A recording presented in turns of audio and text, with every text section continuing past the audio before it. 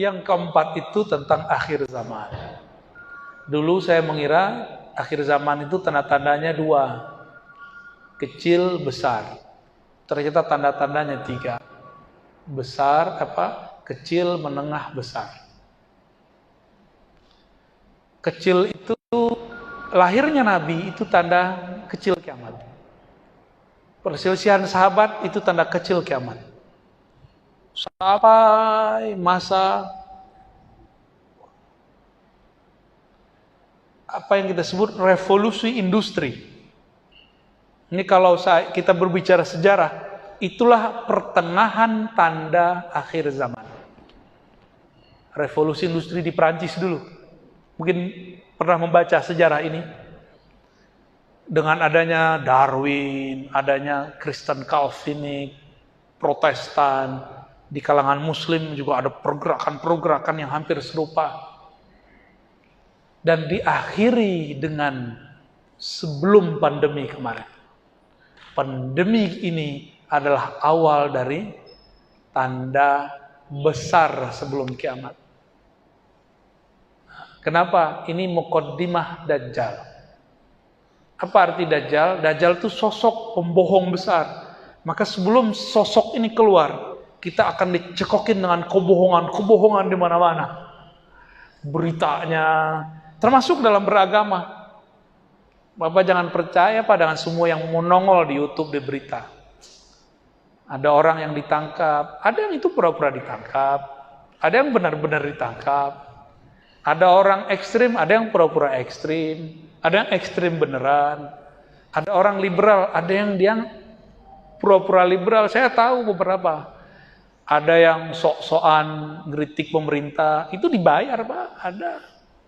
Ada yang membela pemerintah, dibayar juga. Ada teroris, jadi semuanya ada peternaknya. Al-khabar laisa kal mu'ayanah. Kabar berita yang kamu lihat itu beda dengan fakta sebenarnya. Maka kita ini jangan berpandangan hanya dengan mata ini, telinga ini. Mulai pakai akal sehat. Apalagi syukur-syukur bisa pakai kolbu. Lebih syukur lagi bisa menggunakan rohani. Rohani bisa berdialog langsung dengan Allah. Tinggal nanya, sholat 2 rakaat nanya, ya Allah ini gimana?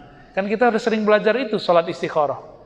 Kenapa dipakainya cuma pas mau kawin doang? Enggak. Ya pakai dong tuh hal-hal yang lebih besar. Pakai untuk hal yang lebih besar. Jadi ini sudah awal, Pak. Kenapa saya katakan begitu? Ini nggak berlebihan dan ini bukan halu. Sepanjang sejarah manusia belum ada virus yang efeknya sehebat virus ini. Padahal barangnya nggak kelihatan. Dahsyat sekali. Merubah cara hidup kita semua. Bapak ini tiba-tiba pakai cadar semua, ya enggak? Kan perempuan aja yang pakai cadar, Pak. Bapak pakai cadar juga, ya. Apalagi tiba-tiba orang cuci tangan semua. Tiba-tiba orang kemudian harus kemanapun harus takluk dengan suatu aplikasi namanya Peduli Lindungi. Kita udah kayak kemana-mana udah kayak diatur sama robot. Udah vaksin masih belum bisa bebas. Terus ngapain vaksin? Ya kan lucu kan? Tapi mau gimana lagi, Pak? Ikutin aja, tenang aja ya. Kan kita masih ada kolbu, masih ada ruh. Penjarakanlah muka kami, badan kami. Tapi kalian tidak akan dapat memenjarakan akal dan roh kami. Ya. Kita nggak ngomong ke pemerintah, Pak. Kita ngomong ke orang yang merencanakan ini, yang makar ini. Ini bukan urusan rakyat sama pemerintah, ini nggak ada urusan.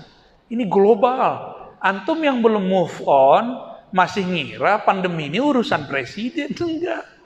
Amerika aja kelabakan.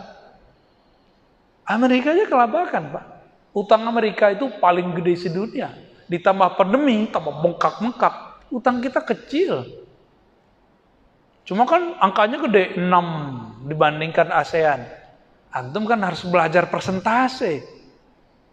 Kalau dibuat persentase dengan Singapura, Malaysia, utang kita rasionya kecil sekali. Tapi, begitulah cara orang memandang. Makanya saya nggak percaya dengan semua berita, dengan pengamat-pengamat. Maka walaupun saya bukan jurusan ekonomi, saya diam-diam mempelajari teori-teori ekonomi. Oh, kenapa sih ini begini? Kenapa ini begini? Diam-diam kita mempelajari teori-teori imunitas. Diam-diam kita mempelajari teori konspirasi. Apa sebenarnya ini? Ya, lama-lama kemudian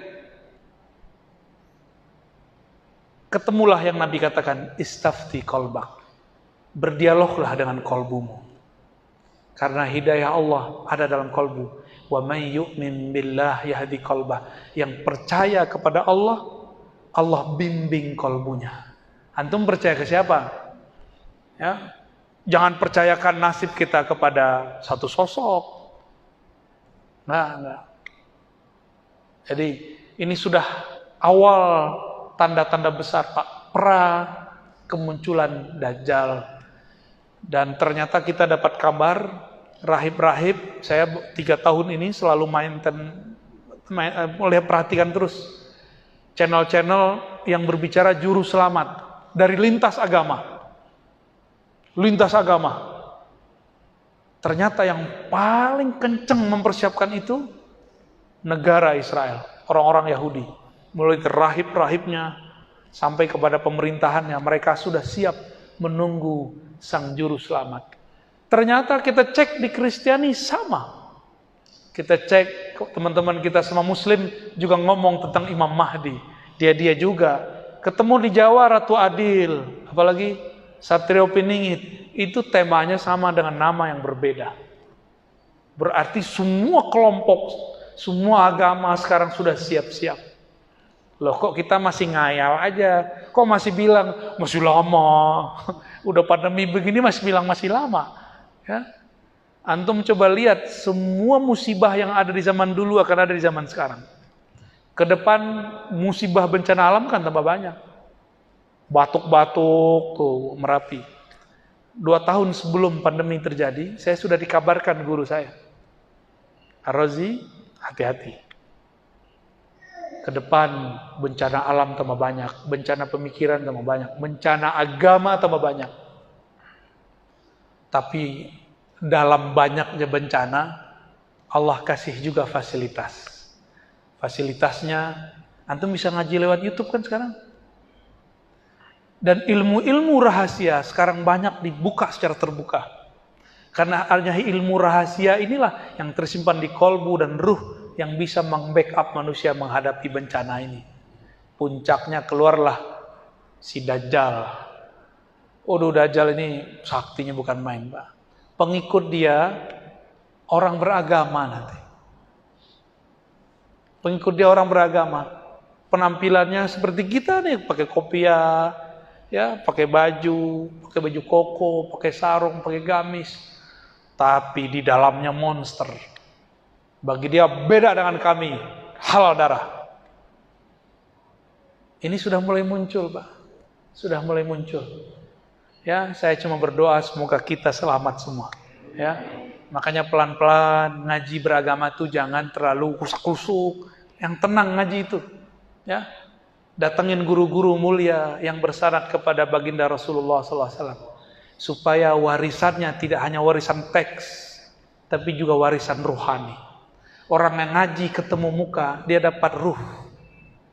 Tapi kalau cuma ngaji lewat YouTube, cuma kedapat data. Ya, maka saya berdoa untuk diri saya sendiri dan antum semua. Semoga Allah menjaga kita semua, membimbing kita semua. Ya, ini zaman sudah berat, semoga Allah ringankan. Wassalamualaikum warahmatullahi wabarakatuh.